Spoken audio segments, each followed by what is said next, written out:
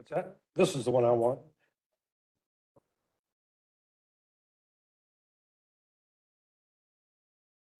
Got it? Oh, it's already. That. Oh, I like that. Yeah, and then you can just use. Sure. Yeah. Sure.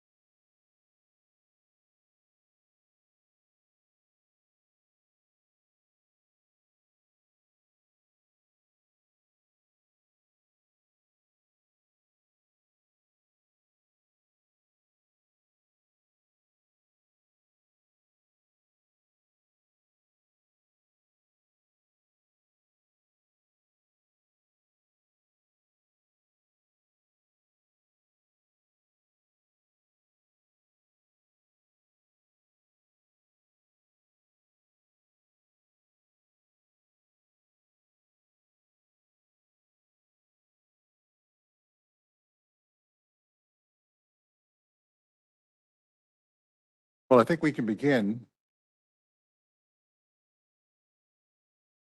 We have a quorum, so I think we can begin. Would you take the roll, please?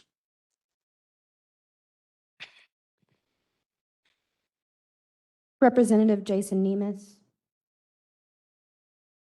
Co-Chair Earl Jones. Here. Senator Gerald Neal. Senator Julie Rocky Adams. Senator Mike Nemus. Present. Representative Ken Fleming. Representative Pamela Stevenson.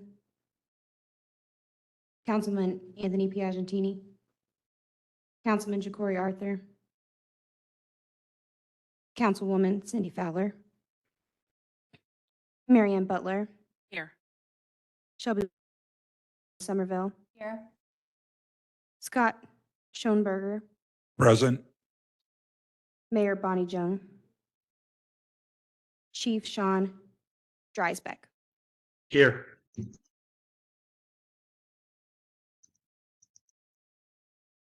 Nine. We do have a quorum, so let's begin. I think on the agenda that you all received, I think the first item up is a data presentation by Dr. Coombs. Good afternoon. Good afternoon. This will be fairly light today compared to the last few months of meetings. We're basically running out of things that we can measure well, and now we're into sort of cleanup mode and tweaking mode. There's one new item that we want to put on the record today about occupational taxes. And then Bill Hoyt has an extension of the Census of Governments analysis that he presented last time. There's two items that we'll finish up this summer. Ja'Cory asked us to widen the scope of the capital expenditures database, and we have that scheduled. I need some time with staff to go through it because it's thousands of records, and we'll get to that probably by the next meeting for you. And then also, there's a bunch of technical questions about the rest of the Metro budget that I've got into OMB, and they were tied up with last year's budget. So they've promised me they were going to give me some time once they get back from vacation. So those two items we'll report later. So there's really only one thing I've got to show today, and it's a little bit geeky, and I'm not going to make it overly technical or get in the weeds too much. I just want to get this in the record in case it ever comes up on who is paying the occupational taxes across the 5 jurisdictions in the county that levy it. You might remember that we all know about Metro levying a 1.25% tax. You can see in the table to the left there are the tax rates for the other jurisdictions. J-Town at 1%, St. Matthews 0.75%, Chavley 2%, and West Butyl at 1.5%. And you can see the amount of revenue that they generated in the last fiscal year that we've got, consistent data on, adds up to $330 million. But as you can see from the chart, Metro certainly dominates the magnitude of the revenues. But what I want to talk about today is a method that we've used. Barry Cornstein, an old colleague of mine, did most of this work, and I just pulled it together. This is from a Census Bureau program called On the Map, or another name for the underlying program is Longitudinal Employer Household Dynamics.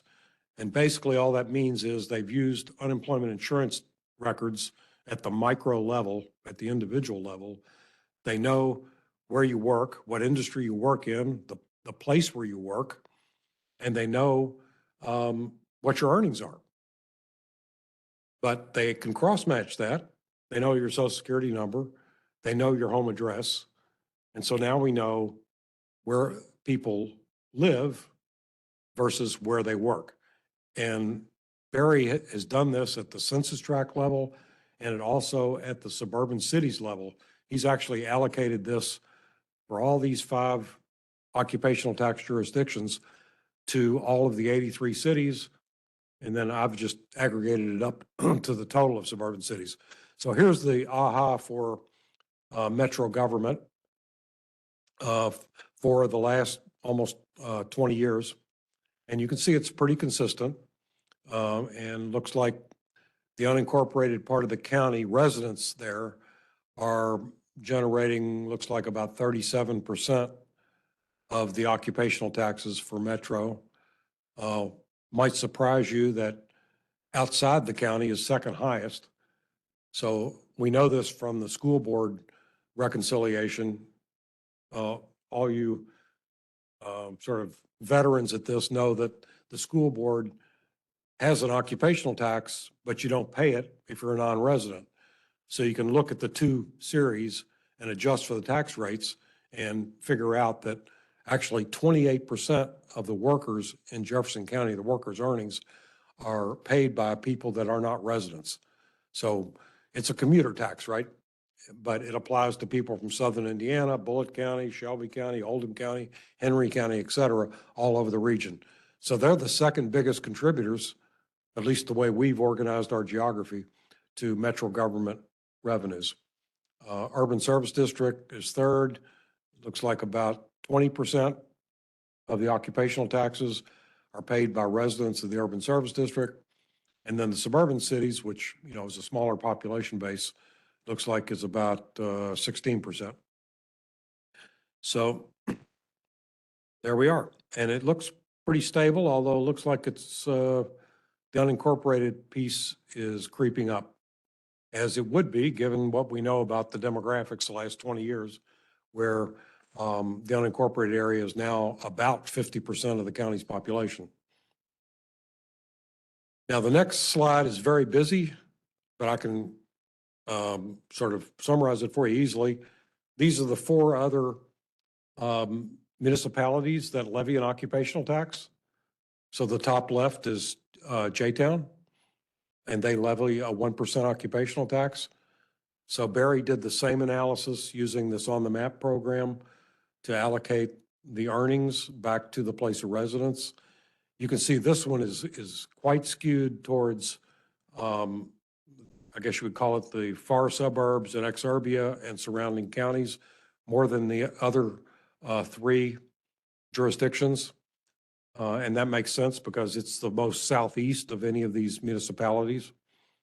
If you look below that at Shively, you can see it's a little more dominated or contributed from urban service district, because obviously it's adjacent to the urban service district.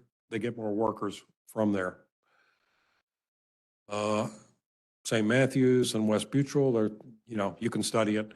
And I'm not sure it has any policy implications for you right now.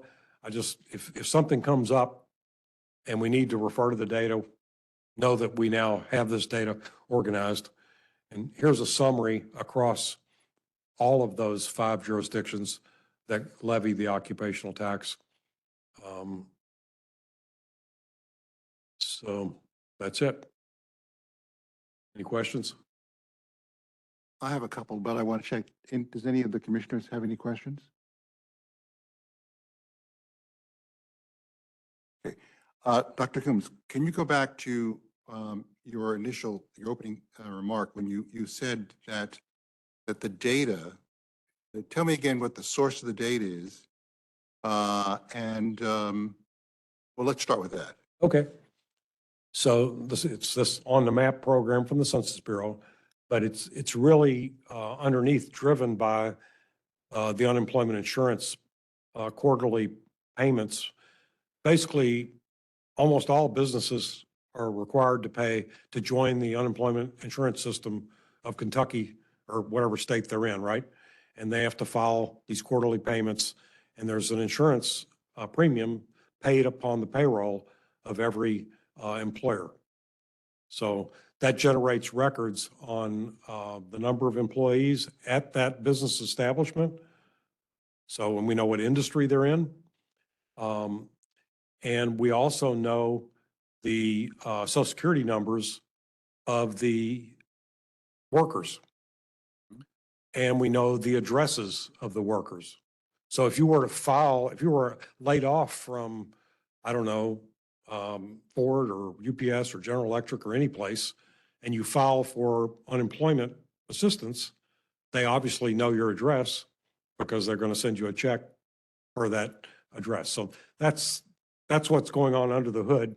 And this is not aggregate, this is micro data, individual level data. And they have populated this back to 2001, thankfully, which coincides with our study period.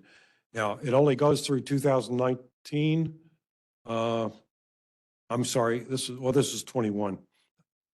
This is not the on the map data. Here's the on the map data. This data goes from 2002 to 2019. Matt actually works with the Census Bureau. He knows more about it than me. If you want to add anything, Matt, I'm not sure when they will let the 2020 data out. It's probably pretty soon, but all they have now is 2019. Yeah. Did I explain correctly the source of the data? Yeah.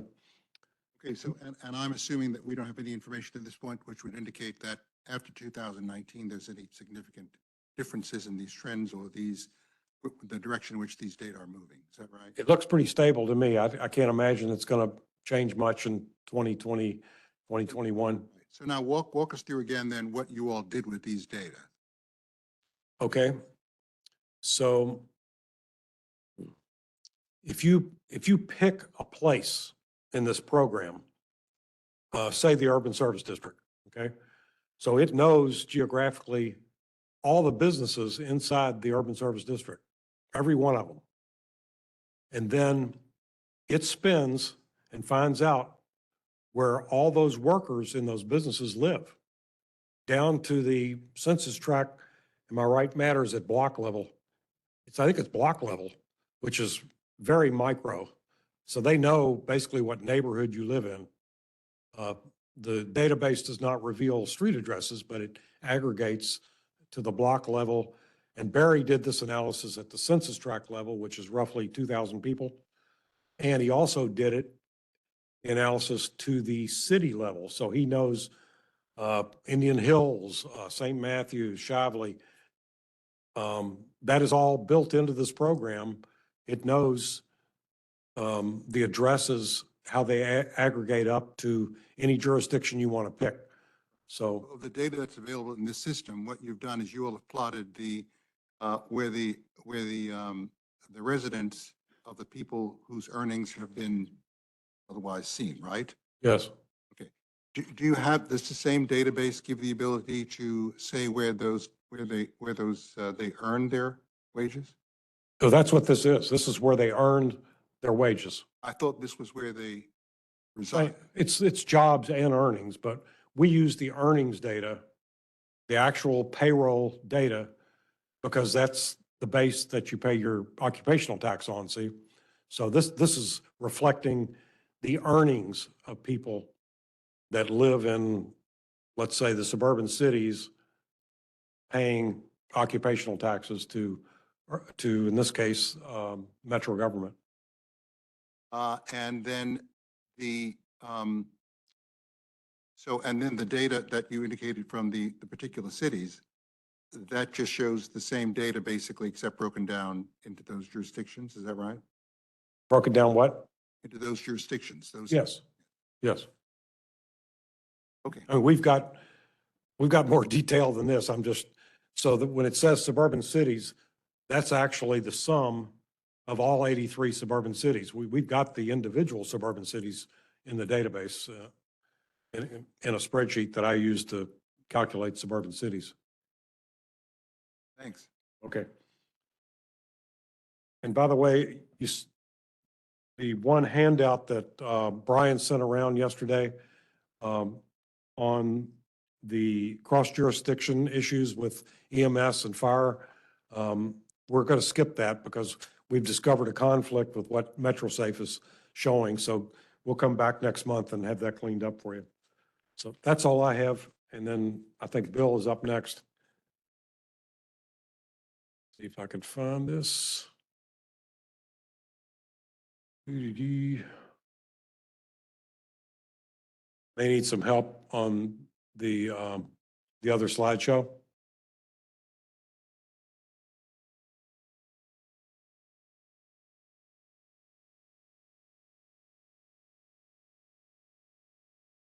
Oh, here it is. I'm sorry. There you are, Bill. Okay. There you are. I think you just used the scroll down there. Is this into a PDF here? Okay. Yeah, so I can.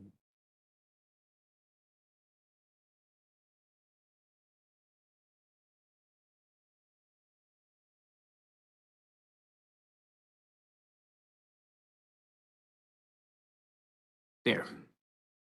Okay, so as Paul said there, this is kind of a continuation on of some of what was done at our last meeting regarding comparisons of Jefferson County and this set of other metropolitan counties associated with metropolitan areas that we think are interesting comparisons. And so I want to talk, rather than last time was more a focus on the expenditure side, this is going to be a focus on the revenue side.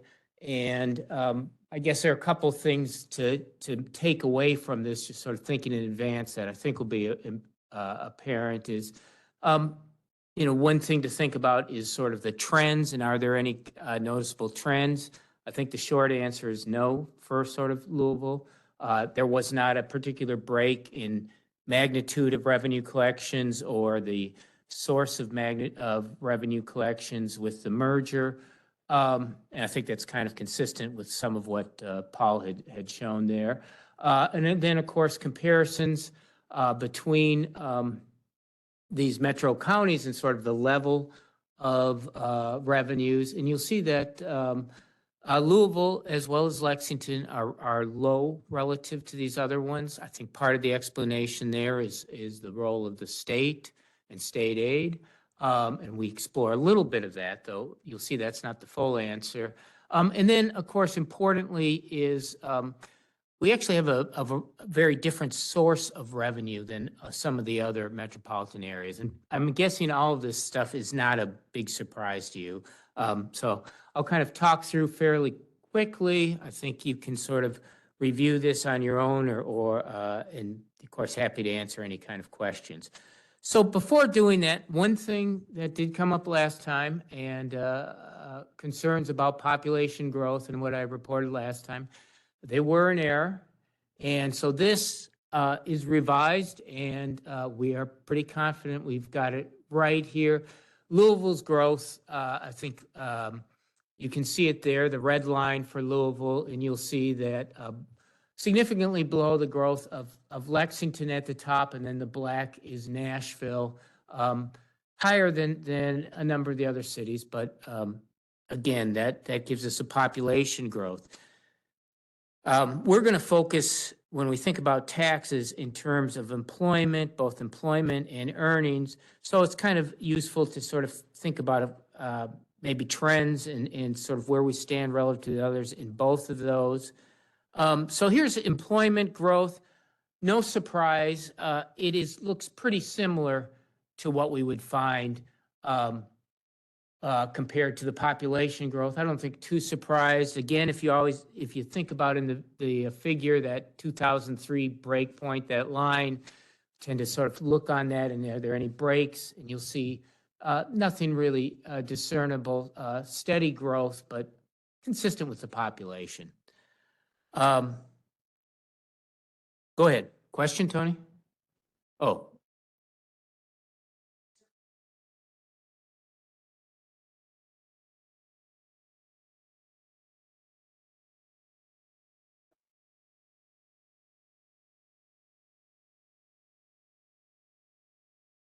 Is it industry? Is it people want to live in the county? Is it, do you have any idea? Well, that's an interesting question. And if you're following sort of Lexington, Fayette County current policy, somewhat surprising because, we have, again, an urban service district, but we have not expanded that since 1993 in any really significant way.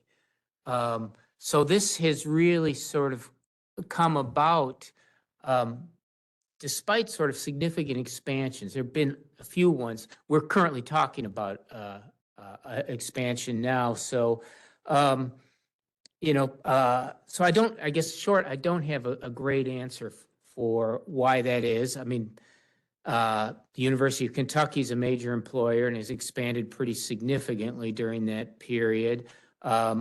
So it could relate education, economics. And hospital sector, right? We're a Hospitals. driving force there. I don't know that Toyota is expanded that significantly in this, but some of it might be that as well. With that being in Georgetown, I'm sure there would be sort of bedroom folks, but not that many. I would think that Scott County would be the one that would explode through Toyota. Yeah, well, of course, we could investigate that with the On the Map program that Paul was just looking at.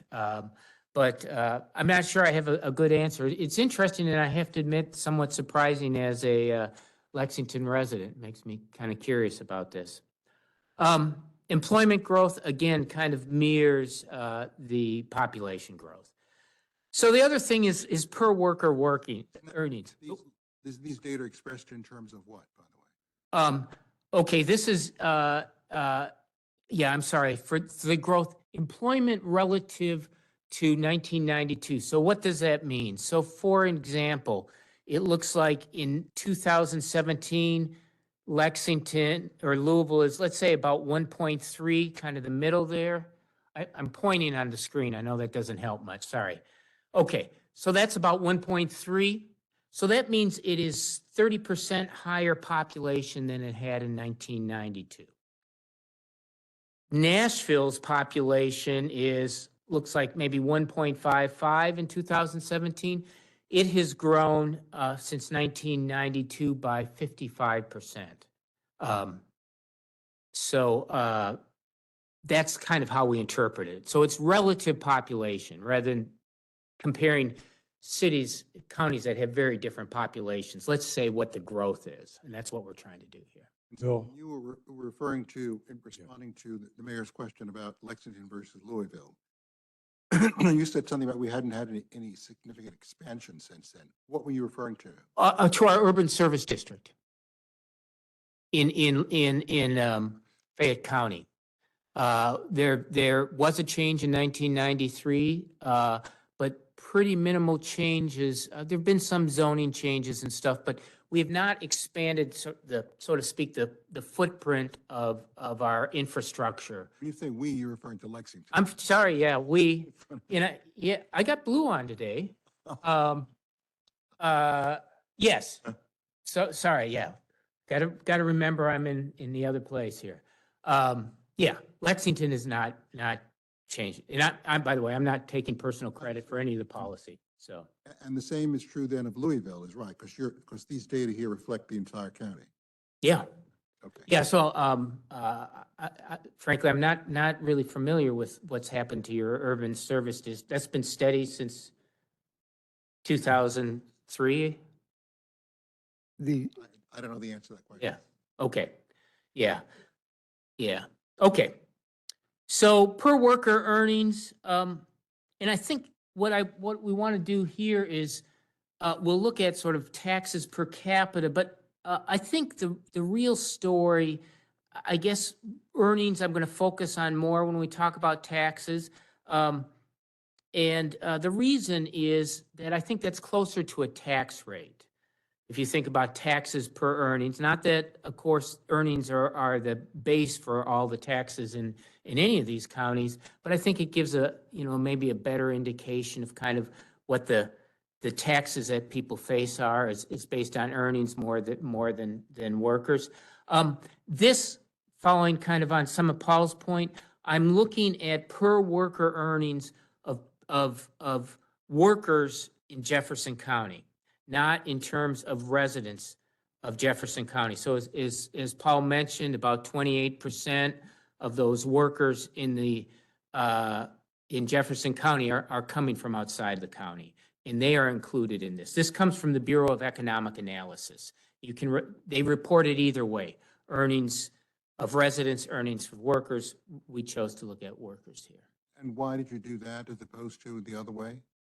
Well, so we chose to do that, I guess maybe in part because of the occupational license tax having a big role here, and that is based on location of employment. And so that's, I think, maybe one good reason for doing that. We could argue that, for example, the property tax would be better to sort of think about that in terms of residents. But we wanted to sort of have one thing consistent. And so that's why we went with that. For some of the other cities, it may be less representative of kind of what the tax of a worker would be facing. So I think that's part of it. And I guess I'd say the other thing is, if we think about in terms of the incentives, how taxes might influence firm location, employment decisions, maybe this is a little better measure. We're back to the question that you asked earlier about the whys. Do you have any explanation for what's happening here? With worker earnings? Well, I think a couple things. One thing we are not adjusting for is, for example, education levels. You know, if we were to say, okay, let's look at the earnings of someone with a college degree. Let's look at somebody with a college degree, age 35 or whatever it might be. You know, that may change the picture significantly. My guess is that though Lexington is, I have to admit, is a surprise there because we have a fairly high, Lexington has a fairly high level of education. So that's a bit surprising, but that may be part of the explanation, is different rates of college attendance, different industrial composition could be as well. So I don't have a real good story for that. It's just something I haven't explored. I think I can explain that chart, Bill. If you look at the ones that have the highest earnings, these are the most urbanized places that have a lot of corporate headquarters. So Yeah. Indianapolis, Cincinnati, Nashville, right? Mm-hmm. And so they're booming with high-end office jobs. Memphis is low, doesn't surprise me. Birmingham is low, or well, it looks like Louisville, basically. So to me, this represents the presence of a lot of high-end office jobs. Mm-hmm. And Lexington, of course, has UK, but I can't think of any major corporate headquarters there. Yeah. Sorry. Clark Equipment. So that's our one, I think. Okay. So I'm going to, so now we come to kind of government revenues. First, a per capita basis, we're of course adjusting for inflation. And you can see some pretty dramatic differences in revenue per capita. A little bit about what this is. So what we've done is aggregate all of the tax and charges in each of the counties associated with these cities, excluding the school district taxes. Okay, so we've excluded those. This comes from the Census of Government, and so you can see some big distinctions here. And I think a lot of this has to do, if you see that not only it's Nashville high, but also Memphis, a bigger role for the local government relative to the state. Certainly in Tennessee, more is done at the local level. If you think about local tax revenue, there's a local sales tax there that for example, we don't have, and generally a bigger role for the local government. So I think that explains a lot of it, why they're so much higher than the rest of the cities. Okay. If you had put the school districts in there, I guess Louisville would probably explode it, maybe. Maybe. So could it be that maybe Birmingham has two school districts, and Birmingham would, if there was, for instance, would that have made a difference if you to put those numbers in there?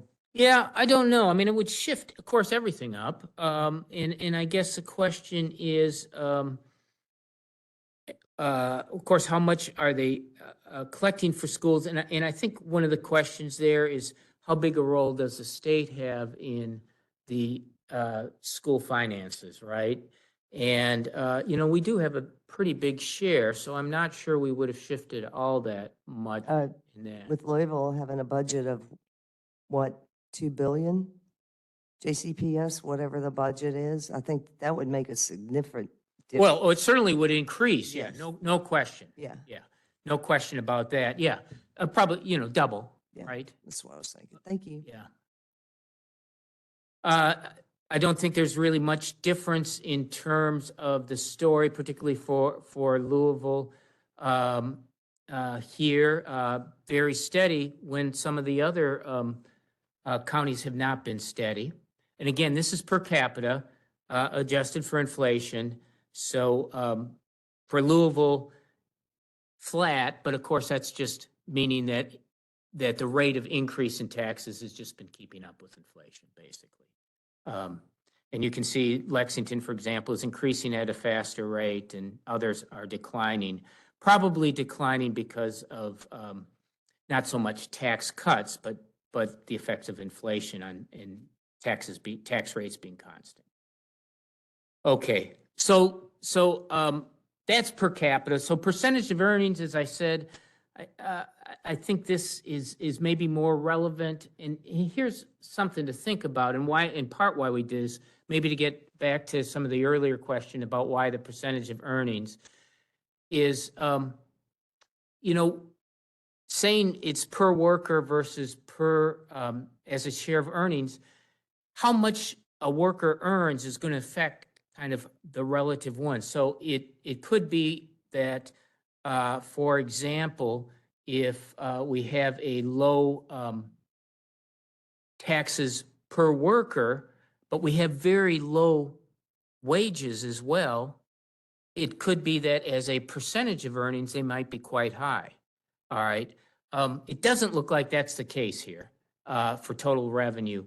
But it's something we wanted to try to get at, is kind of, and again, it's trying to get at the idea that we can think about this maybe as a proxy for kind of a tax rate. Effective taxes per earnings. Can I ask a quick question? Sure. Just to clarify the last slide and this slide, would it be safe to say minus the last slides, with Lexington at a, almost de minimis level above where we were or below where we were, whether you're looking at it a per capita or percentage of earnings amongst these peer cities we're comparing to, we are the cheapest city to live in. With respect to taxes, Right. yeah. Yes. Yeah, and it's kind of, I think this shows it's kind of robust. You pick either measure, where Louisville is on the bottom. And one thing bringing up here, you can kind of see that taxes per capita were going up again. We're going up for, say, Lexington. And I think part of the story about now, if you go to this one, it's pretty flat for Lexington. That's because those earnings were growing in faster than the rate of inflation in Lexington. That's Right. why it flattened out. Right, and if I were to translate the same thing, can you flip to the last slide real Yeah. quick? Same thing with Louisville, we see from 2012 to 2017, a pretty dramatic increase in taxes per capita, but when you flip to the next slide, you see it's actually, over the same period, very flat. So the assumption would be that earnings were matching the Yeah. pace of that tax growth per capita. Yeah. So the real net effect is zilch, right? Yeah. Right. So, yeah, right, that's, And- which is and an excellent story if we could, Yeah. do a better job of communicating that outside of our city. And here you see the per capita earnings going up there. Right. Yeah. Yep. Great, thank you. Yep. Bill, real quick though, we talked about sources and uses in the last meeting, Yeah. and you said that there are some that have the ability locally to charge sales tax that they Yes. absorb into their, as well, where here the Oh. sales tax goes up to the state, right?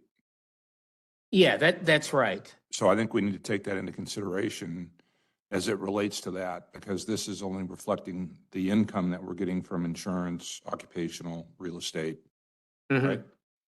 Yeah, and you will see, I'll disaggregate some of this stuff in just a moment. Okay. You'll see kind of how the sources, and there's a striking difference in sources. And I think maybe when we think about cities, the occupational license is going to jump out here, right, for us. Can I clarify one thing? Totally agree, right? We've had this debate a ton, and I would love to see a change in that state, in the state and how they allow local governments to manage those types of things. But just to be clear, even though that is true, we are still looking at an apples to apples comparison. In other words, you're looking at all revenue sources across these jurisdictions that pay for their service. Yeah, that's right. Right.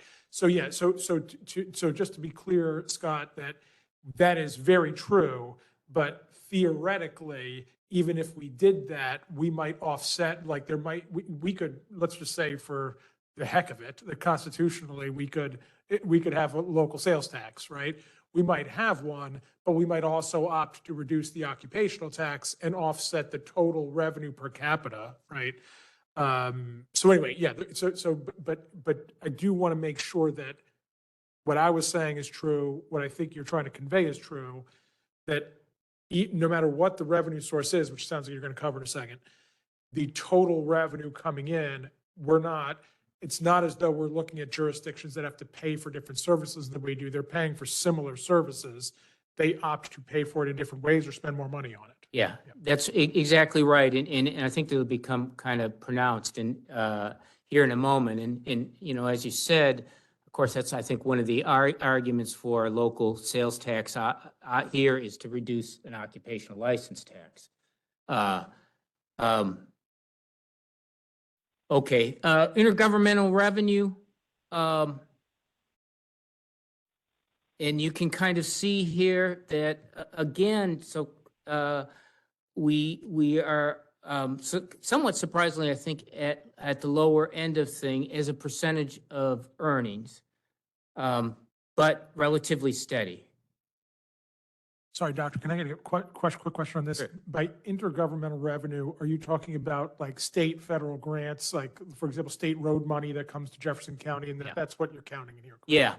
Yeah, that's right. And So for example, like, again, I'm just thinking about a narrative here, and you tell me if I'm incorrect in stating it. On the prior slide, we could say, oh, it's really good news. Like, you know, per capita, we are charging less per person in tax revenue than some of these other peer cities. The flip side is I look at this and I think to myself, okay, this is telling me these other jurisdictions are feeling much more love from their state government, as an example, than we are. And as a matter of fact, it's in decline if I look at it from 2007 to 2017. yeah. Now, I will say the one point to bring up is maybe distinguishing love for your city versus your love for your educational system. And had we thrown in, I think we would have a different story had we looked at educational. Yeah. Which, you know, of course, is obviously a big share, but yeah. So yeah, road money, right? That's what we're talking about. And again, total taxes, kind of a similar story here as a percentage of earnings. And okay, so now let's get a little higher, get some shifts up here. And so this is where we're desegregated. So the occupational license tax is categorized by the Census of Governments as an income tax. Okay. You know, and this is one of the arguments for doing the earnings, because it's going to match better with the earnings of workers than it is the earnings of residents, because it's based on location of employment. But you can kind of see, again, both Louisville and Lexington are very different from most of the others. You'll see Cincinnati is in between as well. That is an income tax that Ohio has rather than an earnings tax. Okay, well, okay, sales taxes, all right, basically zero. These include selective sales taxes, excise taxes too, so that's why it's not equal to zero. It's not just the general sales tax. But you'll see some real differences in what's collected. Okay. And then property taxes. These are taxes by the municipality? By the municipality. These are local sales taxes. Yeah, these are local sales taxes. So, right, as we sort of talked about, local sales tax is an option in Tennessee and Alabama. Cincinnati has, I think, a small one. Isn't that to pay for the stadium? I think that's right. It's a bond associated with a bond for the stadium. So a very small one, and some selective ones. Doctor, Yeah. quick question. Could we, after this meeting, whenever you have a moment, organize the data a little differently? Because I'd be interested to see, this is very helpful as a percentage of earnings in comparison, again, apples to apples amongst these cities.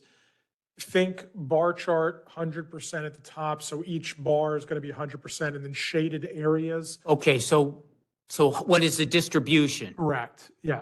That's a good idea. Because I'm wondering, like, again, it wouldn't show us this, it's two different stories. This is telling us that still as a percentage of earnings, these are relatively low compared to these cities, but I'm curious about, to your point, the distribution of, you know, if ours is going to be your occupational property tax, a little bit of income tax, a little bit of sales tax, and then theirs is going to be sales tax, property tax, you know, and just how different that looks amongst these other. Yeah, that's an excellent idea, and we certainly can do that. Thank you very much, appreciate it. Yeah, well, we can do that and send that just forward to the commission before the meeting. That's an easy thing to do, and you're right, you're exactly right. It'll give you a much better feel than trying to go from slide to slide like this. Okay, property taxes, you know, I don't know how well known it is, but we are, as a state, and you can see both for those, have always been a low tax state. You know, we're ranking like in the bottom 5 of property taxes. So we're have traditionally been a low property tax state. And you can see sort of Tennessee is on the high end of that.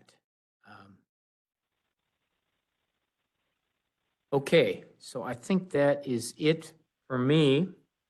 Any other questions?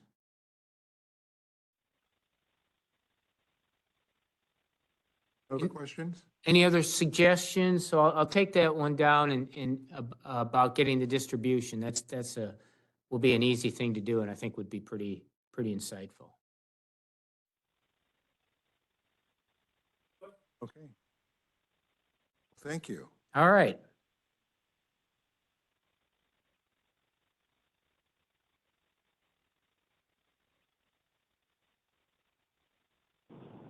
Earl, this is Jason Nemes. Can you hear me? Yes, Jason, hi. I just want to let you know I've just left Clark's Circuit Court about 20 minutes ago, and I'm attending on my drive back, so I apologize. Thanks. I've been in trial all morning, all day. You should probably take a rest at this point. Okay, so we're now, No sleep till Brooklyn. okay. Want to turn to the committees, please, and see what they've got to report. I know Mr. Fleming apparently is in Alaska, and I don't know whether he's had a chance to join us yet or not. Let's hope he's still above water. So Scott, you want to report something for GAPS? Sure. We met earlier this week and had what I think was a very productive meeting overall. So Dr. Kubens and I will be meeting to begin to generate our report overall, which will take a little bit of time. We're really going to work on some quantitative and kind of quantitative analysis here. So we're excited to do that. In addition to that, we had talked about the potential of seeing if we could get a representative from the PVA in to help us, and I don't know what that process would be, but to help us understand the review process as it relates to some specific municipalities or areas, You said neighborhoods. Who in, I'm sorry. The PVA, a representative from the PVA, if you recall. So I'm deferring that to the chair so that, or to someone here that may be able to help us with that.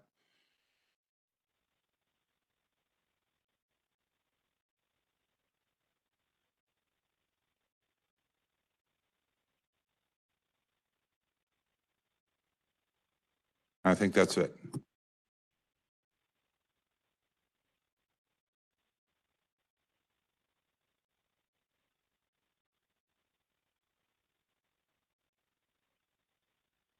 And I do think that we wanted them to come to the commission, not specifically to the committee. Is that right? From the PVA, to have them come to the commission or to the committee? Julie? Julie's not. I'm trying to unmute here. I thought that we were just going to have them address us as a committee so that we could understand if it was useful for the full commission. Yep, then the committee. I'll defer to my Yeah. other committee members. Correct. So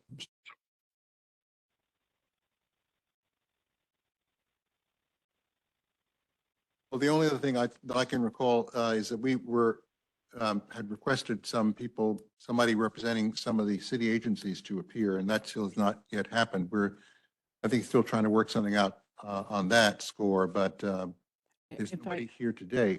if I could, I believe they will be here in August. They're still going through some of the data and some of the questions we had last time. And I know, I'm sorry, that would be in the commission's meeting in August. I can't recall what the date is for that.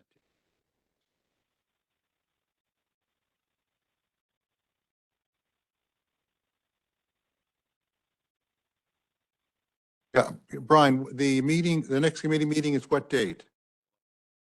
On the second August week of 11th. August, I am trying to get there right now. August the 11th, Friday, August 11th. Is there a commitment, do you know, Mary Ann, that somebody will be here on that day? yes, Do we know who? not yet. We'll send the best people to be able to answer the questions that were raised at the last meeting. And I noticed that in our handouts, we got the information from Metro Safe about the fire runs and the EMS runs. I haven't seen that yet, but my understanding is that we're going to be talking about that at the next meeting. Is that right? Because that data is rather different from the data that I guess Dr. Coombs's team has collected. So we'll address that next time.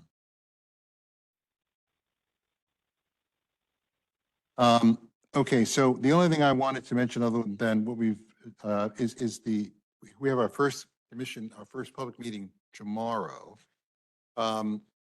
And I think everybody's gotten that invitation, and I'd like to know how many people are going to be at that meeting. I think we need to understand that. Can you take roll, please, to find out who's going to be at the meeting? I'll be there as well. Okay.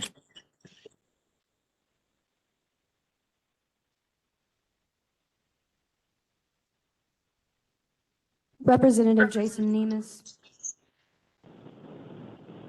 I don't think I'll be there. There's an Chair event in Oldham. Oldham County. I think I have to go. You say? Will you be there tomorrow, sir? Yes, yeah. Senator Gerald Neal. Senator Julie Rocky Adams. I'll be there. Thank you. Senator Mike Nemus. I will not. I'll be out of town. Thank you. Representative Ken Fleming. Representative Pamela Stevenson. Councilmember Anthony Piagentini. Thank you. Councilmember Corey Arthur. Councilwoman Cindy Fowler. Thank you. Marianne Butler. Yes. Shelby Williams Somerville. Yes. Thank you. Scott Schoenberger. Mayor Bonnie Jung. And Chief Dreisbeck, sorry. No longer on the call. Okay. Okay, thanks. I think that is all I had. Is there anybody have anything else to add? I guess we'll, Jason and I will talk about the conduct of the meeting tomorrow. It's my understanding, when we talked about this initially, that that when Metro government has had its meetings out with residents, the normal practice has been it's a kind of a feedback or taking in information. I guess that would be the preference here as well. I'm curious to see what happens at this meeting, whether or not people are going to be content to simply have their say and let it go at that. But we'll probably learn something tomorrow, and we'll keep learning on the process as we go along, and just if we need to. Mr. Chairman, I'd just like to thank the Metro staff, all of y'all for putting all this together. Dr. Combs, you all have done outstanding work, and if I didn't have two fingers and two hands and a calculator, I could never figure out what's going on. So I appreciate all of the time and energy you're putting in. This is really hard.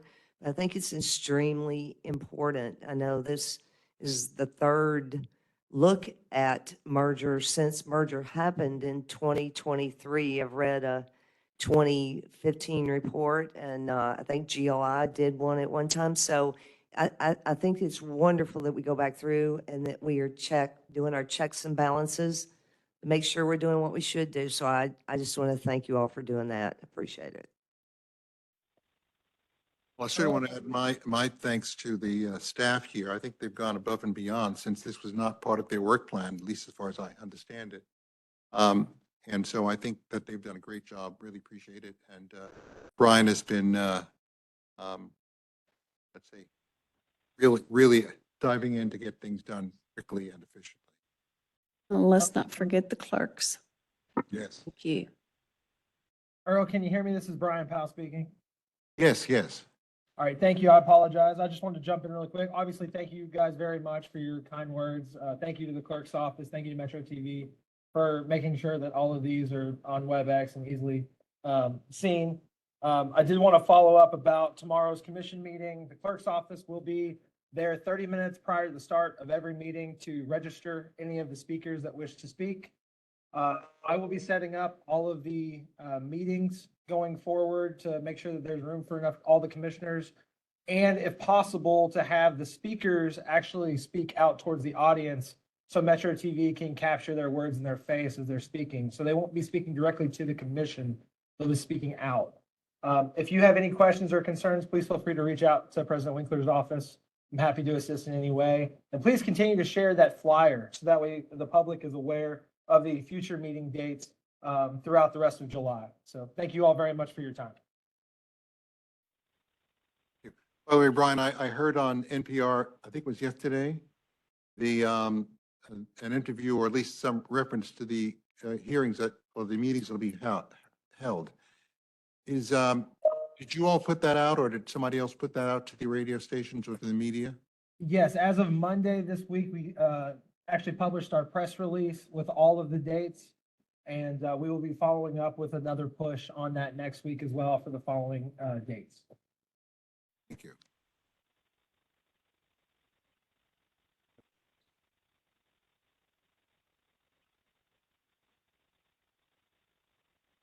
Okay, well, if there's nothing more, I think we're adjourned. See some of you on Saturday.